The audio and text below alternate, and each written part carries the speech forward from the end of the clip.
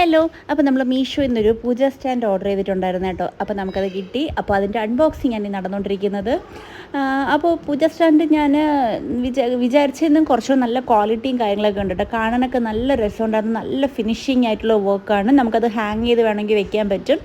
അപ്പോൾ അതിൻ്റെ ഒരു കുട്ടി ഡ്രോയറൊക്കെ ഉണ്ട് കേട്ടോ. അപ്പോൾ നമുക്കതിൽ വലിയ സ്പേഷ്യസ് ഒന്നുമല്ല, എന്നാലും അത്യാവശ്യം നമുക്ക് വിളക്ക് തിരിയും കാര്യങ്ങളൊക്കെ വെക്കാൻ പറ്റും.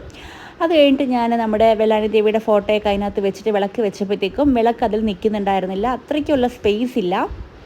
അപ്പം ഞാൻ വിളക്ക് ആ ഒരു ഫോട്ടോ വെള്ളാനി ദേവിയുടെ ഫോട്ടോ എടുത്ത് മുകളിൽ വെച്ചിട്ട് വിളക്ക് താഴെ വെച്ചു.